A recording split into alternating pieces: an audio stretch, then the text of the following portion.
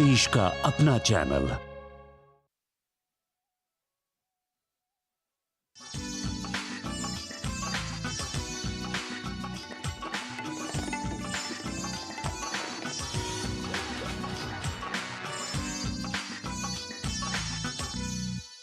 नमस्कार, रंग तरंग के इस खास अंक में आप सभी का बहुत बहुत स्वागत है। खास इसलिए क्योंकि आज हमने कोशिश की है आपको कैनवस की दुनिया के इन कला साधकों से मिलवाने की, जो रंगों की एक ऐसी दुनिया बसाते हैं कि वाकई आप खुद को उसमें डूबा हुआ महसूस करते हैं। साथ ही आज के रंग तरंग में मुलाकात होगी हमारे खास मेहमान से, जो भारतीय कला संस्कृति का प्रतिनिधित्व कर आज भारतीय कला संस्कृति और संगीत कलाओं को देश ही नहीं बल्कि पूरे विश्व में फैला रहे हैं। और भी होगा बहुत कुछ, देर कैसी, शुरुआत करते हैं रंग तरंग की। कैनवस की दुनिया में जब भी हम आपको लेके जाते हैं रंगों की दुनिया में, तो आपके जहन में ढेर सारे रंग आते हैं। लेकिन क्या कभी आपने सोचा है कि काला रंग भी आपको अपनी अंतर मन की गहराइयों में झांकने में मदद कर सकता है, एक माध्यम बन सकता है? आइए कोशिश करते हैं, आपको लिए चलते हैं उभरती कलाकार तवलीन लाल की प्रदर्शनी द सेंट्रिक ब्लैक, जिसमें उन्होंने काले रंग के जरिए अपने अनुभवों को, अपनी जीवन यात्रा को दर्शकों के सामने पेश किया।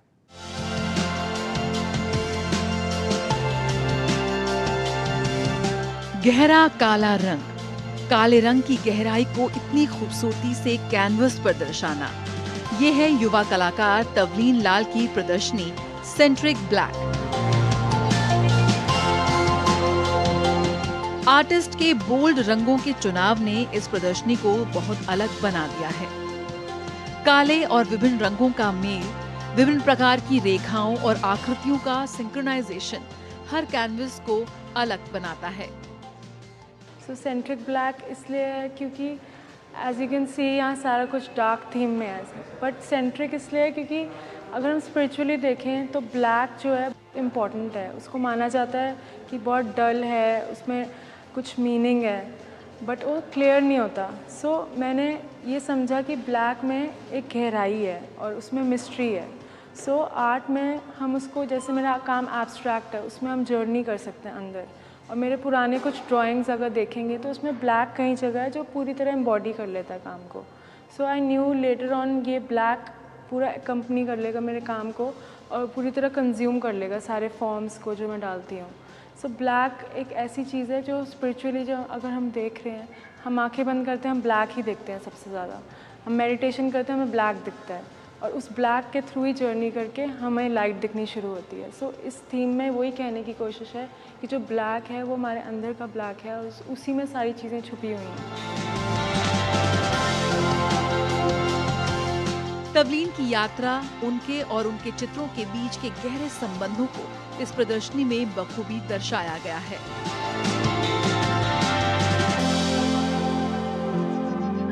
अपनी कलात्मक खोज में भारत और विदेशों में कई एकल और समूह प्रदर्शनियों का हिस्सा रही तवलीन अपने काम में अधिक सहज और अभिव्यक्तिवादी दृष्टिकोण अपनाते हुए लगातार अपनी कला को निखार रही हैं। प्रत्येक ब्रश स्ट्रोक के साथ तवलीन अपनी आंतरिक दुनिया की गहराई को प्रकट करती है। बहुत ही कम उम्र में बहुत यंग उभरती हुई कलाकार है। उसने ब्लैक को जाना ही नहीं, उस गहराइयों में जाके फॉर्म और कलर के साथ जो प्ले किया है वो बहुत ही प्रदर्शनी में बहुत ही उभर के, जो ब्लैक, जो उनका सेंटर, जो सेंट्रिक ब्लैक है, वो बहुत उभर के, उसकी जो थीम है बहुत अच्छा लग रहा है। साथ ही दर्शकों को कल्पना की गहरी यात्रा में शामिल होने के लिए भी आमंत्रित करती हैं। मुझे बहुत अलग सा लगा यहाँ पे आके, क्योंकि यहाँ पे जो है पेंटिंग का थीम ही ब्लैक है और मैं थोड़ा सा और पेंटिंग्स के, मुझे अच्छा लगता है, हमेशा पेंटिंग्स देखनी बहुत अच्छी लगती है। ये प्रदर्शनी दर्शकों को ये सोचने पर मजबूर करती है कि क्या काला रंग गहन भावनाओं, आत्मनिरीक्षण करने का एक माध्यम साबित हो सकता है। जया सिन्हा, रंग तरंग, TV news.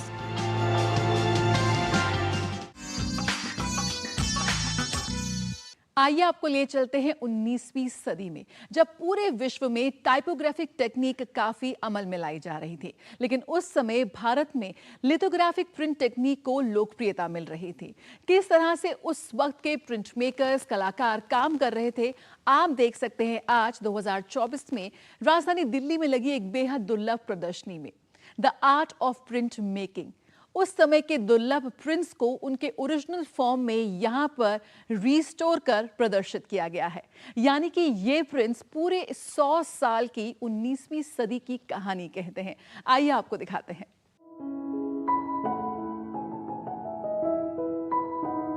Sir James नाथिनियाल Bharat में लिथोग्राफी लाए।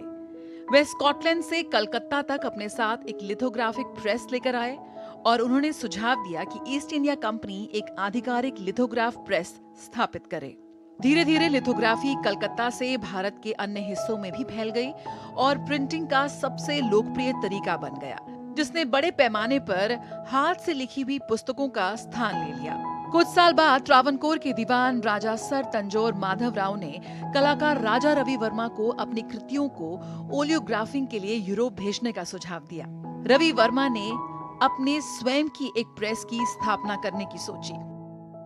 ये प्रदर्शनी है द आर्ट ऑफ प्रिंटिंग, एक विजुअल नैरेटिव ये प्रदर्शनी प्रस्तुत करती है ऑथेंटिक इंडियन आर्ट प्रिंटिंग, उससे जुड़े कलाकारों की, उनके आर्टिफैक्ट से और उनके किए गए काम पर। इस वक्त आप देख सकते हैं इस प्रदर्शनी में पूरी एक सदी की एक झलक पेश की गई है।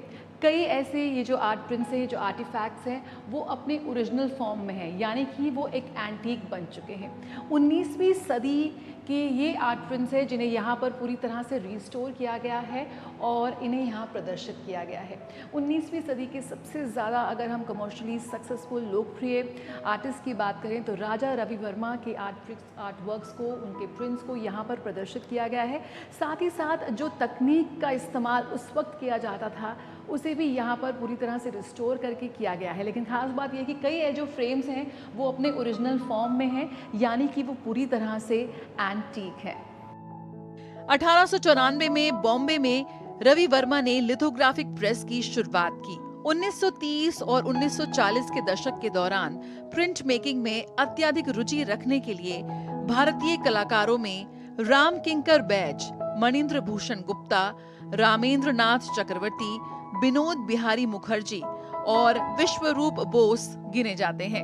उन्होंने विभिन्न लिथोग्राफी तकनीकों के साथ स्वतंत्र रूप से प्रयोग किया, जिससे कई इटैलिगियों और रिलीफ प्रिंट तैयार हुए। द आर्ट ऑफ प्रिंटिंग, इस प्रदर्शनी में 19वीं सदी के महान कलाकारों की उन कृतियों को प्रदर्शित किया गया है। इनमें से कई कलाकृतियां लगभग 100 साल पुरानी हैं। प्रिंटिंग में भारत के इतिहास के एक बेहद दुर्लभ पन्ने को ये प्रदर्शनी बेहद खूबसूरती से प्रदर्शित कर रही है। जया सिन्हा, रंग तरंग, डीडी न्यूज।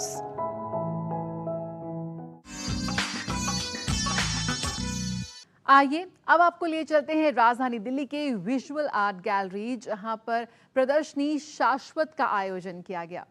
इस वार्षिक कला प्रदर्शनी में स्कल्पचर्स, ड्राइंग्स, पेंटिंग्स, देश भर से कलाकार जुटे। अपनी कला के बेहतरीन नमूनों को दर्शकों के सामने उन्होंने प्रस्तुत किया।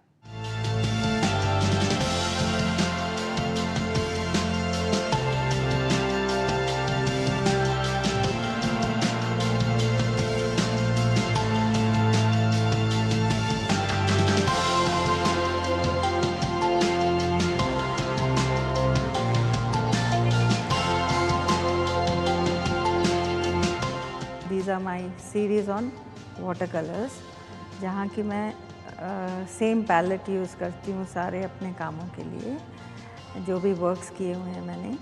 And it's a combination of both cool and warm colours, and I have the style which comes to me on my own. Like critics do feel that it is, cubist style or whatever they think, but I think this comes to me on my own when I look at the nature and I present it with these colors. I break the whole work into these combination of cool and warm colors. These are barks of the jackfruit trees, and I have hung them like hides. Okay, so It is basically, you find this in the butchers do hang hides in the same way.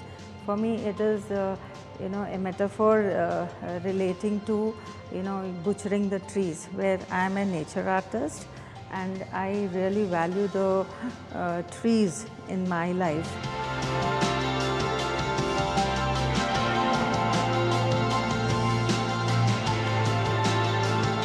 Reflections refractions, एक बेहद खास प्रदर्शनी में इस वक्त मैं मौजूद हूँ, जहाँ पर कलाकार ने प्रकृति के साथ अपने रिश्ते को बहुत ही खूबसूरती से कैनवस पर उतारा है। उत्तर भारत में इस वक्त प्रचंड की गर्मी है और उसके बीच अगर आप इस प्रदर्शनी में आकर इन कैनवस पर नज़र डालेंगे तो आपको एक अजीब सा सुकून का एहसास होगा। बहुत ही कूल और वार्म वाटर कलर्स का यहाँ पर इस्तेमाल किया गया है और लगातार जो इंसान मनुष्य प्रकृति का दोहन कर रहा है उस पर यहाँ पर आर्टिस्ट डॉली ढिल्लन ने बहुत ही शानदार तरीके से एक कटाक्ष किया है। इस वक्त यहाँ पर इस इंस्टॉलेशन को आप देख सकते हैं, ये कटहल के पेड़ की छाल है, यानी कि जैक फ्रूट के ट्री की छाल है, जिस पर डॉली ने अपनी कविताओं को भी यहाँ पर उकेरा है और सोने की रंग में एक पत्ती को यहाँ पर फ्रोज किया है। वो कहना चाहती हैं कि जिस तरह से आप अपने सोने को संभाल कर रखते हैं कि आप प्रकृति या पेड़ों को उसी तरह से हमें संभाल कर नहीं रखना चाहिए। प्रकृति के दोहन को लेकर लगातार जिस तरह के विनाशकारी परिणाम सामने आ रहे हैं, क्या कब इंसान मनुष्य उससे सबक लेकर इनके संरक्षण के लिए और प्रकृति को और ज़्यादा संरक्षित करने में अपनी जिम्मेदारी को संजीदगी से निभाता नजर आएगा।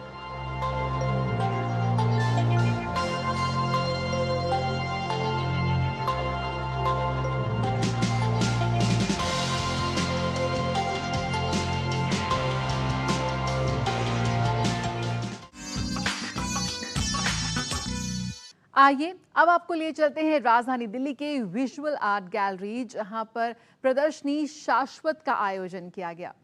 इस वार्षिक कला प्रदर्शनी में स्कल्पचर्स, ड्राइंग्स, पेंटिंग्स, देश भर से कलाकार जुटे। अपनी कला के बेहतरीन नमूनों को दर्शकों के सामने उन्होंने प्रस्तुत किया।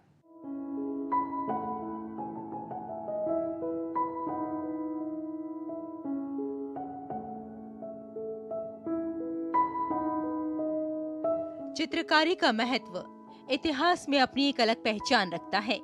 चित्रकारी हमेशा ही से हमारी संस्कृति और समाज का आईना होती है। साथ ही समाज के उतार चढ़ाव का भी चित्रकारी से अंदाजा लगाया जा सकता है।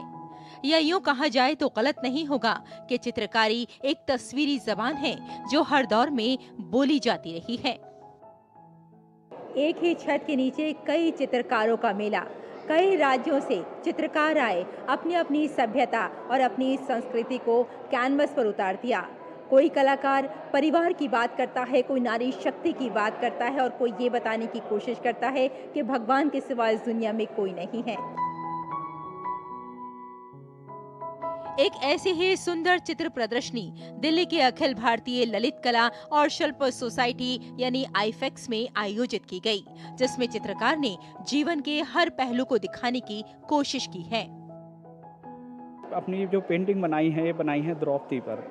द्रौपदी यानी कि भगवान की परम प्रिय मित्र थी और जब किसी ने उसका साथ नहीं दिया, जब उनका चीरहरण हो रहा था, बड़े बड़े योद्धा और बहुत बड़े धनुषधर तक के जैसे अर्जुन, वो भी उनकी मदद नहीं कर पाए। यानी कि इसका एक श्लोक के ऊपर मैंने किया है जो है, संगी साथी चल गए सारे, निभियो ना कोई साथ, विपत्ति में प्रभु एक ही एक एक रघुनाथ। यानी कि रघुनाथ राम कहो या भगवान श्री कृष्ण करो, जब बुरा समय आता है तो भगवान के सिवा हमारा और कोई साथ नहीं देता। चित्रकार डॉक्टर महेंद्र कुमार सक्सेना ने जीवन को करीब से देखा और सुंदर रंगों के माध्यम से प्रकृति, रिश्तों का ताना बाना, महिलाओं की अभिव्यक्ति और पशु प्रेम को एक अलग अंदाज से चित्रित किया है। इतना ही नहीं, प्रधानमंत्री नरेंद्र मोदी की भी एक सुंदर तस्वीर बनाई जो दर्शकों को अपनी ओर खींच रही थी।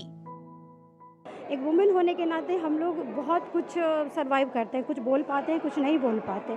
तो वो चीज़ें मेरे अंदर, और एक वुमेन कितनी पावरफुल है उस चीज़ को मैं अपनी पेंटिंग में दिखाना चाहती हूँ, जिसके वजह से वो जो डिस्ट्रैक्ट नज़रें हैं, जो जलीसी वाली या जिस भावना से भी नज़रें होती है, उन सब नज़र को मैं दिखाती हूँ नेगेटिविटी की तरफ से। मेरी पेंटिंग में नेगेटिविटी भी है एंड पॉजिटिविटी भी है। तो नेगेटिविटी को मैं नज़र से जोड़ के बनाती हूँ और अपने आप को कैसे प्रोटेक्ट करना है, कैसे गॉड पे विश्वास करना है, उस चीज़ को लेकर के मैं आगे बढ़ती हूँ। मेरी पेंटिंग भी वो है। मैं पेंटिंग बेसिकली हमारा फैमिली लाइफ और ग्रीन नेचर के साथ हमारा जो बॉन्डिंग है, और हम लोग जो इतना सारी ऑब्स्ट्रक्शन प्लस खुशी फैमिली के साथ लेके एडजस्ट करते हैं, तो वही मैं हमारा पेंटिंग के थ्रू मैंने जस्ट इम्प्लीमेंट किया है। ये बड़ा अच्छा लगा शो देख के कि इतने आर्टिस्ट लोगों ने इतना खूबसूरत काम किया है और कलाकारों ने अपने अंदर जो भाव है उनको निकाला है, कैनवस के ऊपर उकेरा है, बनाया है। तो मैं एक कलाकार होने के नाते मैं इनकी फीलिंग्स को बहुत अच्छी तरह समझ सकता हूँ और पेंटिंग देखते के साथ ही लगता है कि हाँ कुछ बात है। चित्रों को जब भी हम चित्रकार की निगाह से देखते हैं तो मनुष्य की वेदना, उसका सौंदर्य और उसके जीवन को अलग अलग रंग कैसे दिए जा सकते हैं, ये चित्रकार से बेहतर कोई नहीं जान सकता। रेशमा की रिपोर्ट, रंग तरंग के लिए डीडी न्यूज।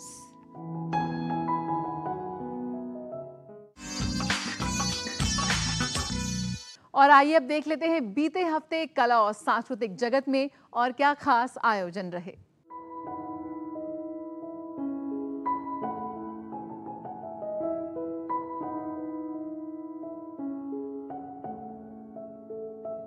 चित्रकारी का महत्व इतिहास में अपनी एक अलग पहचान रखता है।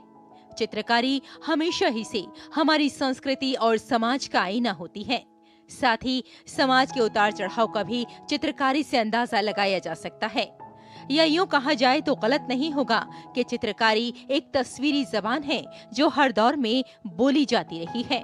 एक ऐसी ही सुंदर चित्र प्रदर्शनी दिल्ली के अखिल भारतीय ललित कला और शिल्प सोसाइटी यानी आईफेक्स में आयोजित की गई, जिसमें चित्रकार ने जीवन के हर पहलू को दिखाने की कोशिश की है।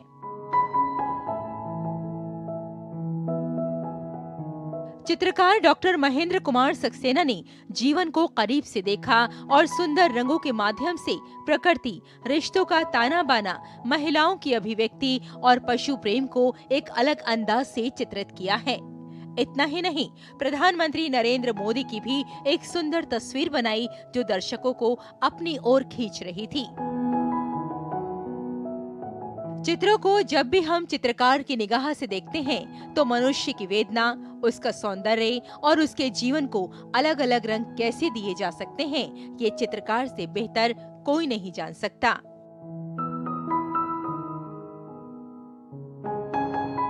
एक कवि अपने शब्दों के माध्यम से, अपनी कविता के माध्यम से अपने दिल की बात कहता है, और अगर एक चित्रकार की बात करें तो चित्रकार अपने रंगों के माध्यम से, अपनी कूची के माध्यम से हम तक अपनी बात पहुंचाता है। लेकिन अगर एक अच्छी कविता की बात की जाए तो अच्छी कविता वही है जिसे सुनकर या पढ़कर आंखों के सामने एक तस्वीर बन जाती है, और एक अच्छी तस्वीर वही है जिसे देखकर शेर कहने को जी चाहे या फिर कविता कहने को जी चाहे। और इसीलिए किसी ने कहा है, रंग बातें करें और बातों से खुशबू आए। मैं रेशमा, कैमरामैन सनी कालरा के साथ। 2021 में पद्मश्री और कई पुरस्कारों से अलंकृत उस्ताद गुलफाम अहमद का कहना है कि संगीत की कोई भाषा नहीं होती। 7 साल की उम्र में गुलफाम अहमद ने रबाब बजाना शुरू किया और उसके बाद प्रशिक्षण शुरू हुआ सरोद वादन का। 12 साल की उम्र में उन्होंने अपना पहला सार्वजनिक प्रदर्शन किया और तब से लेकर आज तक देश ही नहीं पूरा विश्व उनकी प्रतिभा का लोहा मान चुका है। लखनऊ घराने में सरोद वादन की एक लंबी परंपरा रही है और गुलफाम अहमद इसी घराने की 7वीं पीढ़ी का प्रतिनिधित्व करते हैं। आइए करते हैं गुलफाम अहमद से एक खास मुलाकात।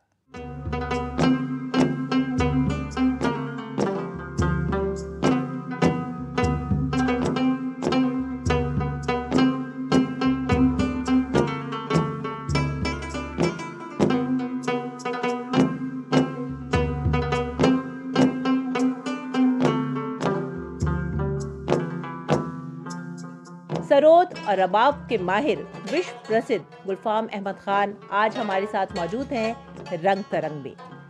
गुलफाम अहमद खान जी, आपका बहुत बहुत स्वागत है।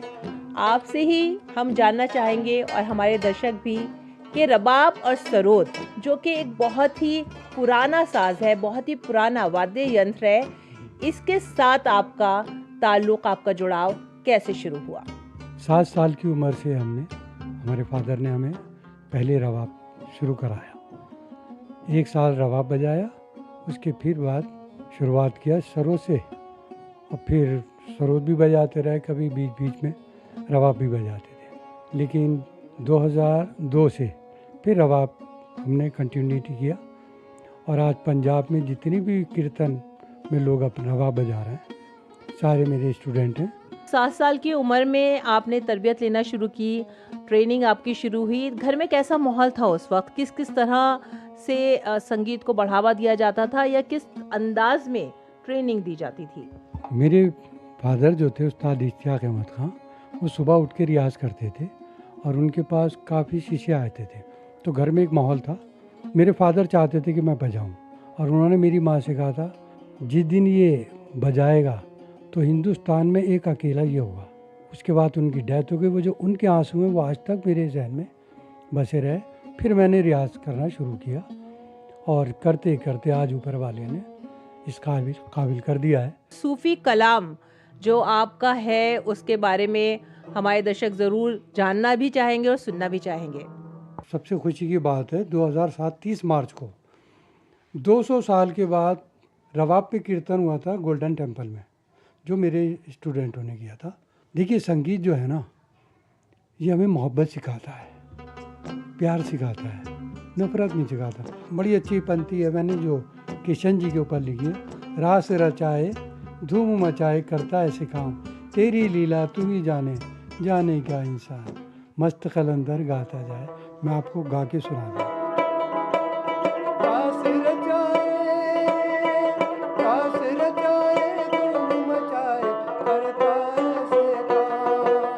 तेरी लीला तू ही जाने जाने क्या इंसान, मस्त कलंदर गाता जाए कलंदर। कोई जाए मंदिर में और कोई दे आजान, कोई जाए गिरजा में और बोले कोई सतनाम, मस्त कलंदर गाता जाए मस्त कलंदर। जैसे कि आपने बताया, जिस ज़माने में आपने अपनी ट्रेनिंग शुरू की और 7 साल की उम्र से सीखना शुरू किया, उस वक्त लड़कियों को ज़्यादा बढ़ावा नहीं दिया जाता था संगीत की शिक्षा प्राप्त करने के लिए। आज कैसा माहौल है? आज अल्लाह का शुक्र है कि हर क्षेत्र में लड़कियां आगे हैं, और संगीत में तो बहुत आगे हैं, और ये सब श्रेय जाता है उन लड़कियों को ही और उनके माँ बापों को। वो अपनी बच्चियों को सिखाते हैं। मेरे घर में अब बहुत सारे हैं जो सीख रहे हैं, गाना भी सीख रही हैं, रबाब सीख रही हैं, सरोद सीख रही हैं, मेरे घर की बच्ची। और बड़ा अच्छा लगता है अब कि लड़कियां आगे आ रही हैं। मुझे बहुत खुशी होती है, क्योंकि एक ज़माने में ना लड़कियों को बड़ा दूर रखा जाता था, गाने से, बजाने से, डांस से, नहीं बुरा मानते थे। आज तो लड़कियों में खुद इतना शौक़ जागा हुआ है कि वो चाहती हैं हम सबसे आगे हम हो जाएं। आपने अफ़गानिस्तान में 5 साल का एक काफ़ी लंबा अरसा बिताया है। उस दौरान आपने कितनी इच्छा देखी लोगों में, कितना शौक़ देखा? आपने वहाँ पर कितने लोगों को सिखाया, और आपके छात्र इस समय पूरी दुनिया में कहाँ कहाँ पर हैं? अफ़गानिस्तान में 5 साल जो मैं रहा, वहाँ 185 के करीब स्टूडेंट, जो अब कुछ जर्मनी में, अमेरिका में, कुछ ईरान में भी हैं, जिनके अभी फ़ोन आते हैं और मुझसे सीखते रहते हैं, पूछते रहते हैं कि ये राग क्या। हिंदुस्तानी जो राग है ना मेरा संगीत, ये ऐसा है जैसे मैं कोई राग बजाता हूँ, या मैं रोज़ बजाऊँगा, राग वही होगा, लेकिन उस दिन फीलिंग बदली हुई होगी। अगर अच्छा मूड है तो बहुत अच्छा बजेगा, और अच्छा मूड है तो और अच्छा होगा। और फिर ये सुनने वालों पे बहुत ज़्यादा, जैसे जैसे सुनने वाले होते हैं ना, मज़ा लेते हैं, तो और मज़ा आता है बजाने में और सुनाने में। संगीत खुद एक मज़हब है, और मैं ये चाहता हूँ जो संगीत से जुड़े हैं ना, वो मज़हब को ना देखें, वो संगीत को मज़हब ले लें, तो काम हो जाएगा। बड़ी खूबसूरत बात कही गुलफाम अहमद खान जी ने कि संगीत खुद एक मज़हब है और ये मज़हब है प्रेम का, मोहब्बत का, इबादत का।